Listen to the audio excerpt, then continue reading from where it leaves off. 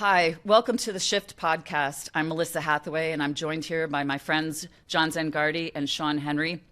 And we're here to talk about how do you communicate risks to the boardroom. And we're going to talk about some very interesting cyber sticky stories. Thank you so much for being here, and I'm looking forward to this conversation. What do the boards want to hear in the boardroom? What do they want from the CISO and to hear about the digital risks? You know, anytime I think about talking to the board, it always starts with risk at a high level. I think the board many times hears that there's a lot of issues. They talk to friends at dinner. They hear from other boards that they're on that this is an issue, but they don't necessarily have the granular understanding, and they don't need the technical understanding. I think they just need to understand who are the actors, what is it that they're exploiting, and most importantly, what is the impact? And if they can get their arms around that, then they can begin to understand how the company is better preparing themselves, how the CISO is really securing the enterprise to mitigate risk.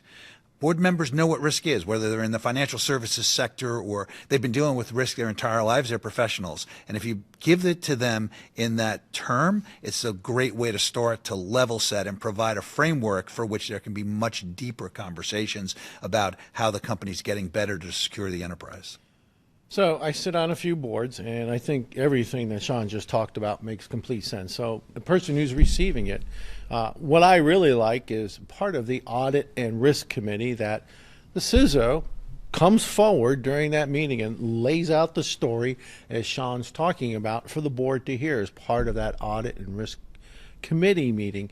It's really important that he covers the risks. He covers, hey, what is the probability of that bad thing happening, and what's the consequence, right? In normal English business terms, does this affect our brand, our reputation? But also talking through for the entire board how he might handle those things. So generating an awareness for the board of the risks he's dealing with in a language that they understand. Because you can't expect every board member to be an expert in IT. Right? So there are some blind spots, and I think it's the role of the CISO to start illuminating those blind spots. I sit on a few boards and I brief a lot of boards. I always look at it as this is not an IT issue, it's an enterprise risk issue. And we have to be thinking about this, that all businesses are digital businesses, and what is the health of the business today? And thinking about those key business terms of how do you actually communicate what's at risk from a P&L perspective. And I think that a lot of our professionals in this field think about it as just a technology issue, and they're not actually translating. If this particular business critical system goes down and it's in this particular P&L, that's going to cost us this amount of money per day. And getting to those business terms. Have you found to have successful pieces of that, Sean? I think that it's become much easier in recent years. Ransomware has made that available to everybody. They can see when ransomware hits a particular company and the company is down for 2 days or 2 weeks or 2 months and what the cost of that is, and that's often publicized. We've seen some recent examples with Jaguar in the UK, domestically in the US, many times different companies that have been impacted that way. I think the CISO's role is to enable the business. You enable it primarily by securing it, but you've also got to ensure that you're not restricting or constricting functions. I think that when that risk that we're describing here is effectively communicated, then the board and other executives as part of the operations, they have a much better understanding and appreciation, and they're willing to make adjustments if they recognize what the long-term impacts will be. So quantifying it is becoming easier because the data is much more prevalent nowadays. So Sean, let me add to that a little bit. Trust. It's something that is hard to get, easy to lose, right? And the first time a bad thing happens, for that CISO to show up and start talking about the bad thing and the risk, that's too late. There isn't trust. Trust is built up through interaction, right? Where he comes in, the board's familiar with him, they know his or her approach, they're used to dealing with that person, they've seen the behavior that results from that. So when that bad thing happens, right, which is going to happen to everybody because IT is ubiquitous, it is in every company everywhere these days, you want to make sure that there's an element of trust between the person talking to the board about risk and the board. And also in all of this, the CEO is ultimately responsible. So even though I'm talking about this is something the CISO should do, the CEO is responsible for this ultimately.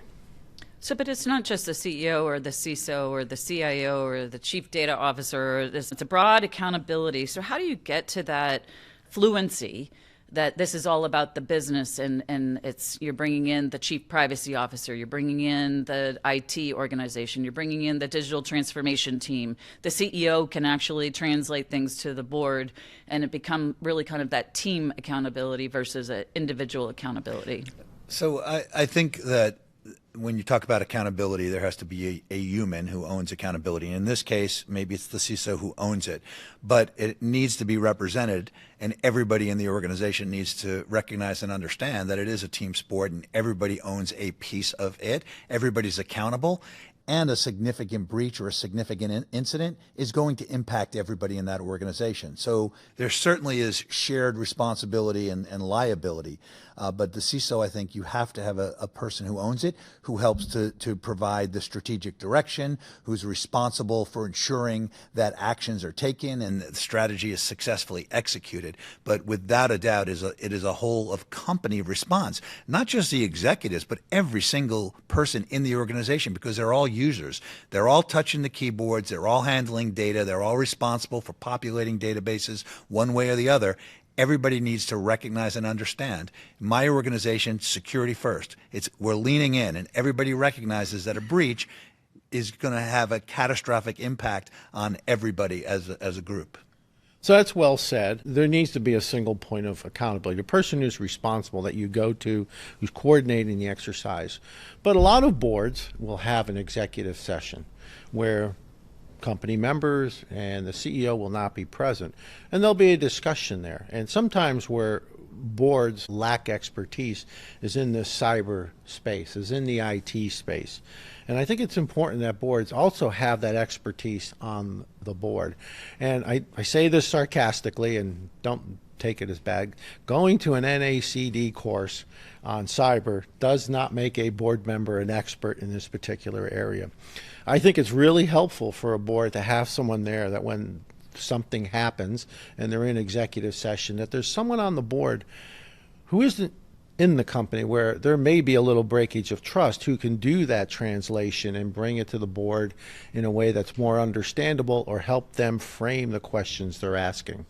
Yeah, so I guess if I were to repeat that, you have to adopt a board member to help you, and maybe along with the CEO, to help be the translator in the room and to reinforce where they all have a fiduciary responsibility on protecting the company. And that's the key word, fiduciary responsibility. So, why would you not have a former CISO or a former CIO or someone of that ilk on your board to help you think through these things in executive session? Agreed. Okay. So when you start to think about this, I always, when I want to frame kind of like the what's going on, it's the what's happening. We got ransomed. The so what, we're completely offline, and it's costing us a lot of money per hour per day of being offline. And as you said, Sean, there's a number of examples where we're watching companies who have been offline now for almost 3 months and can't support. They're not paying their suppliers. They're not selling their product, etc. And then it's the now what? Now what do we have to do about it? How do we get in this situation? And so if you could start to talk about some of the metrics that you're finding useful of communicating that. For me, it's sort of the legacy hardware and software that's unsupported and 100% vulnerable 100% of the time. But what are some of the metrics that you find useful, Sean? So I think that when you're providing metrics, the purpose of the CISO providing metrics is just, I believe, to show the board that there's progress being made in the overall security of the organization. So if last month we had X number of vulnerabilities that were left unpatched, we've narrowed that gap this month, and we're demonstrating why it's happening. And if it's not happening, then there needs to be questions asked. So metrics have to be measurable, and they have to be valuable in terms of demonstrating that there's growth in the program. I think things like the ability for the company to detect attacks, right? You have to have visibility into what's happening. So here's what we're able to detect. The speed in responding. What is the time to respond and remediate or mitigate after detection? Are we narrowing that gap? We've learned through AI and a bunch of other attack vectors that the inability to quickly identify detect, and narrow the gap results in a breach. That happens regularly. We've seen adversaries that have been on networks for months or years undetected. Those are some of the metrics. This vulnerability piece is critical. I really appreciate when you said something that's a legacy, it's not supported anymore, no patches, 100% vulnerable, 100% of the time. Are we okay with that? Because if we are, that's gross negligence if there is a breach. You knew it was vulnerable and you chose not to do anything about it, and it was exploited and it resulted in these consequences. That's not good. So I want the board to be comfortable that there's progress being made. To John's point, if you've got people that are pure business people and don't have any experience from a security perspective, they're really relying on the trust of the CISO. That in and of itself, I don't think is appropriate. You should have somebody with some expertise who can push back in a productive and professional way. But you've got to demonstrate we're growing and we're more secure. So I'd like to add, everything was said was fantastic, but I want to add one thing to it, and I think it sort of comes into training, and you guys have heard me talk about aviation too many times, but in aviation, when you go out and you have a bad flight or a mishap, you do a hot wash. You go back and look at the root cause of, like, this is what happened. And it could be a technical reason, it could be other reasons, but I think it's important that when that bad thing happens, that the board be brought in and have it explained to them, this happened, this is why it happened, this is how we recovered, these are the things that happened to us in terms of, hey, lost revenue, reputational damage, or whatever it is. And the reason is, we all know this, you learn from your mistakes more than you learn from your successes. So I'm not making light of it, but I think that's an important addition as part of training and educating your board. So I like to use examples always and real case studies. And the sticky story for me over the last couple of weeks was the heist at the Louvre. So we lose, $10 million in jewelry, or maybe it was even more than that, right? And so the Louvre was running unsupported hardware and software through the entire museum and knew it. And they had the passwords were Louvre and then Thales, which was the company that was supposed to be doing the security of it. So 100% vulnerable, 100% of the time with an easily guessable password, and boom, lost the jewelry. Do you have any of those kinds of sticky stories that are sort of like that you can use as examples? You can anonymize it of like, this was the bad day and it was material and embarrassing. Password was the Louvre? It was. I'm writing this up this week. I didn't know that. It's going to be in my newsletter this week. I don't think I have anything quite that embarrassing. I'm sorry. But, I'll come back to what I was talking about earlier. What do you learn from things? And I've had the privilege of watching a lot of cyber incidents over my career while in government. And, while you're in DOD and something bad happens if you're selling to them, Cyber Command is going to get very involved in your life. The way you should handle it, because it's important that you handle it, is a manner of transparency to go, these are the mistakes I made. I'd hate to be able to say to Cybercom, well, our password was the Louvre, but you need to be able to go in there. The consequences are very high when you're selling to the government. That Cyber Command will issue a command task order that's basically a rip and replace, and all the components, the services will begin removing that. So it's very important to be open kimono when you're dealing with those sorts of people. And I think that also translates over to customers. If you go back and you look at SolarWinds, which everybody knows, it's entered our vocabulary as a common term, and you look at how it was handled and how they went forward, there's a lot of things in there that went wrong, and I'm not going to get into that. But if you were to look at the company's revenue from the day that happened until now, they're still alive. They're a functioning company. Their revenue has increased because they took the steps, however hard and how many missteps they did, to improve. And product is selling, even though SolarWinds is generally viewed as a not so good term. Let's pull that thread just for a moment on product security, because a lot of the product companies don't necessarily think of themselves as security companies.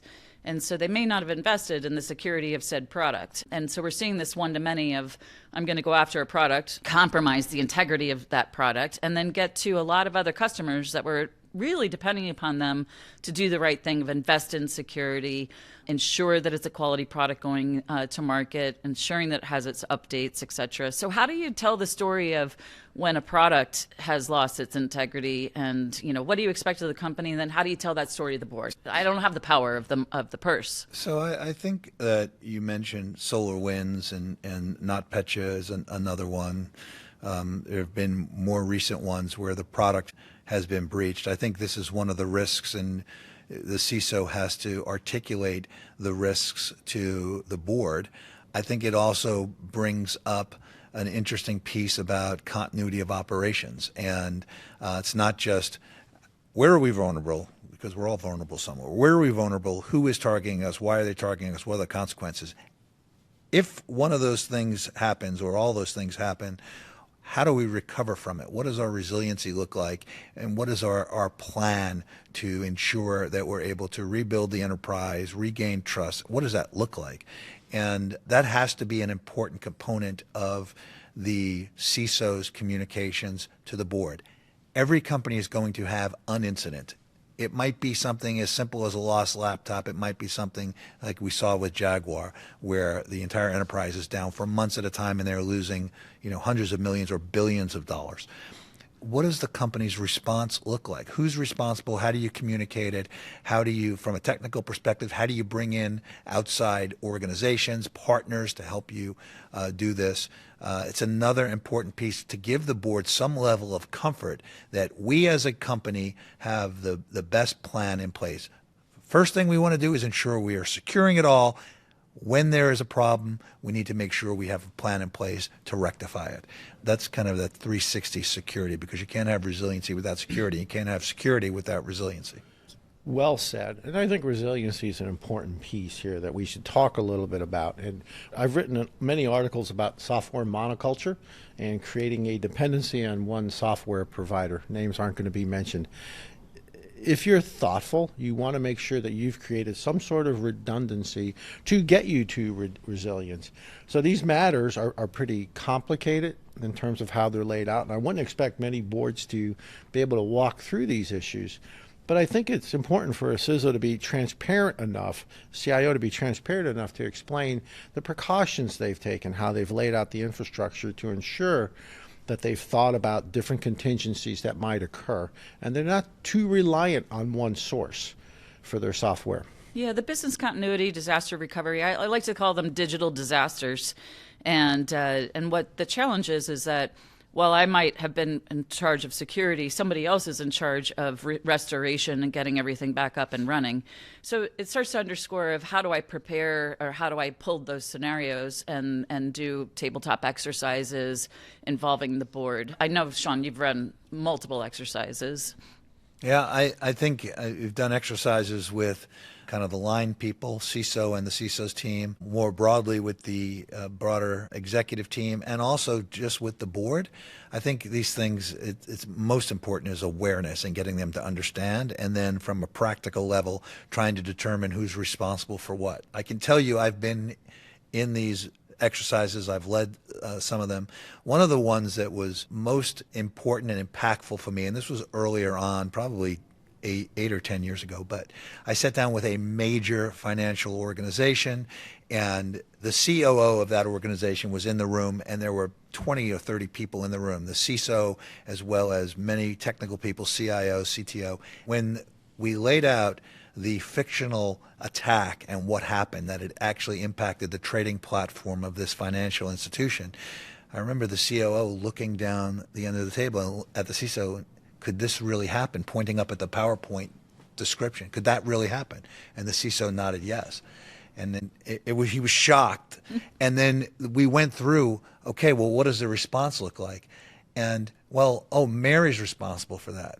Oh, Mary's actually on vacation this week. Who's her backup? Oh, that's Dave. Dave doesn't work at the company anymore. It was amazing to me. But these are the types of things when you go through these exercises, and especially for a board to go through an exercise where they can actually see all of the cascading implications and how there are so many moving parts. And it really helps them to understand and support and provide resources and to become appreciative, I think. And that provides this we talked earlier about it's a whole team sport.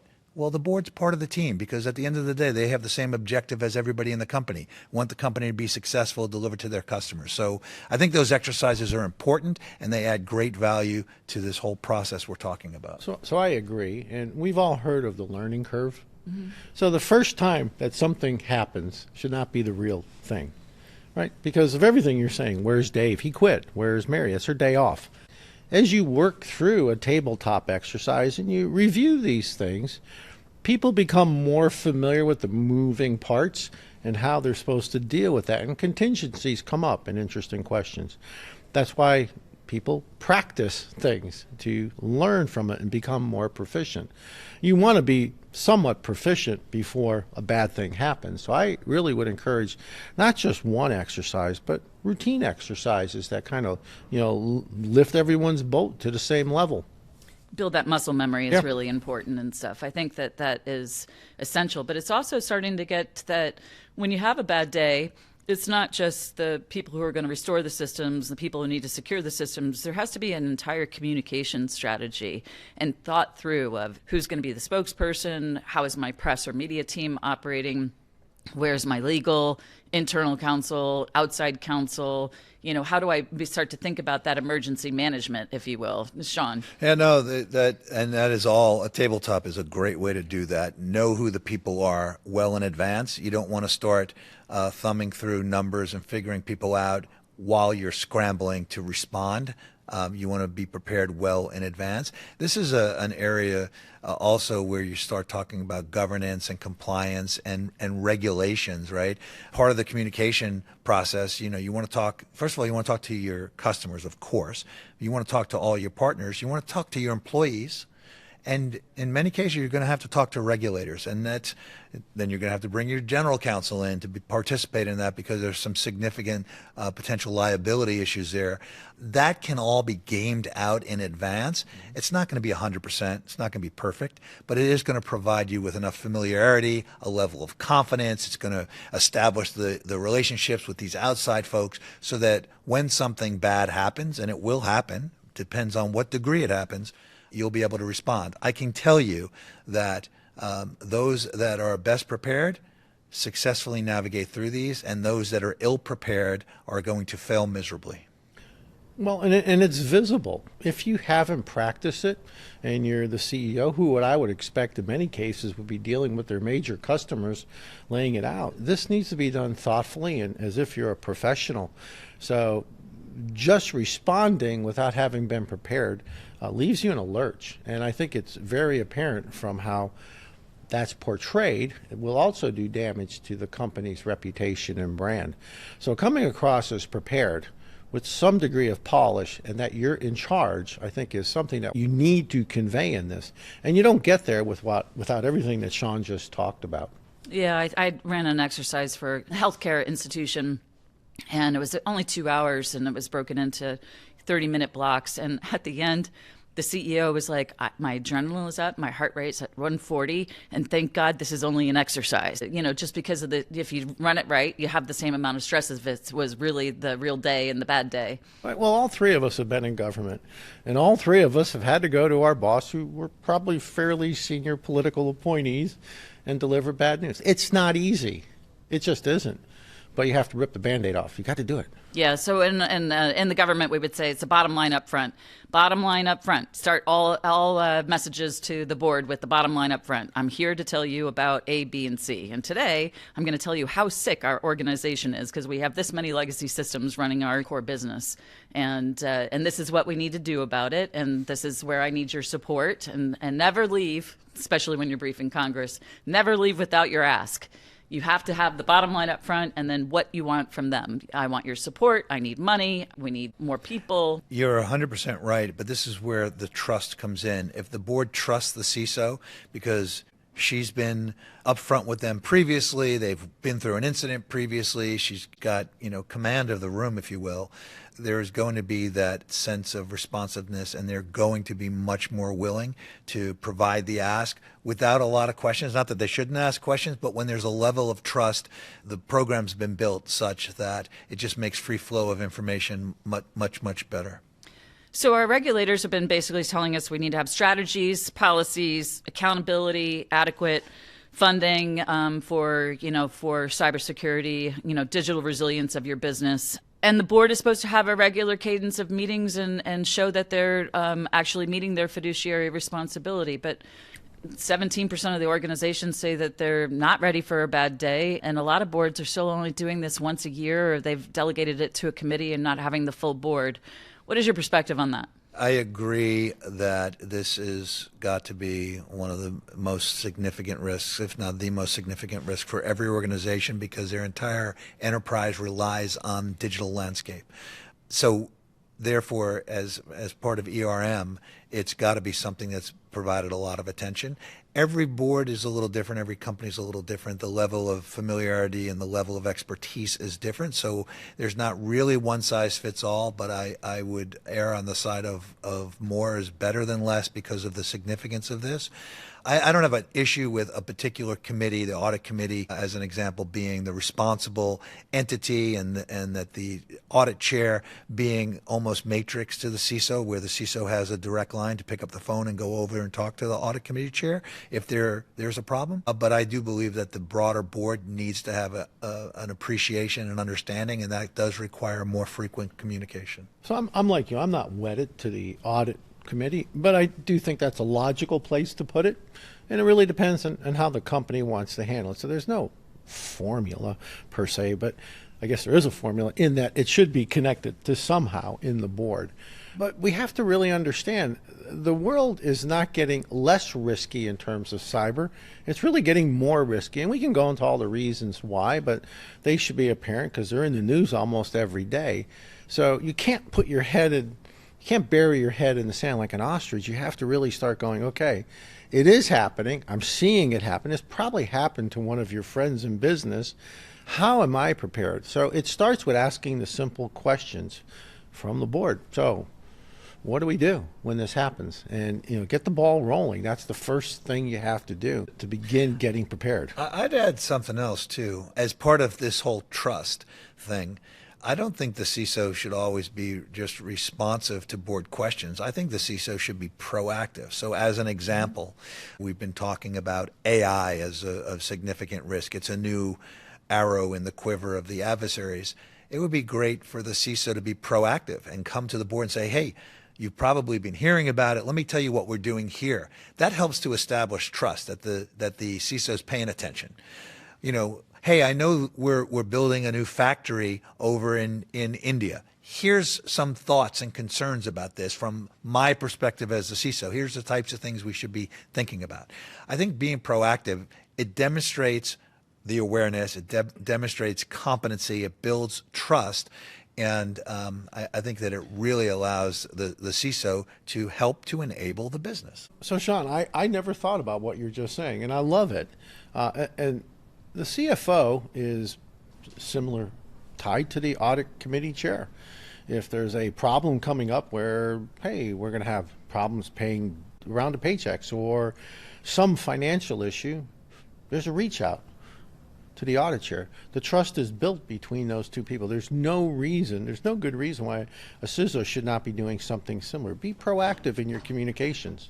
I look at it as also what questions should the board be asking that's just in general.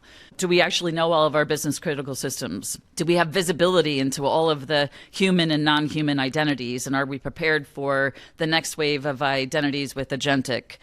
Do we actually understand all the privilege accounts? And are we actually scanning the dark web for, our credentials and things like that?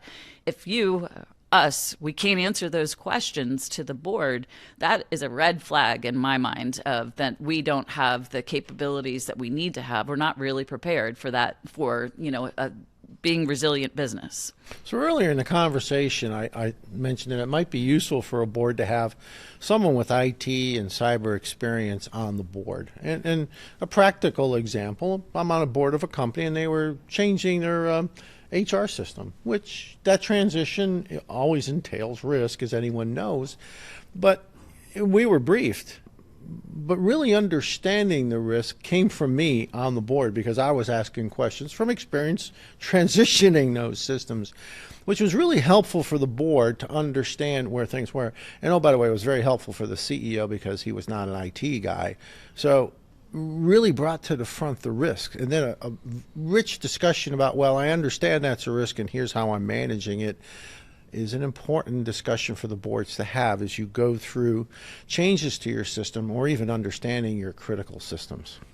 So the CISO needs to understand that they're briefing the people who have the duty of oversight of the company. They need to tell them what are the real risks of the business and enterprise risk and then business terms. And they need to actually discuss the plan and advocate for what they're going to need from their board members.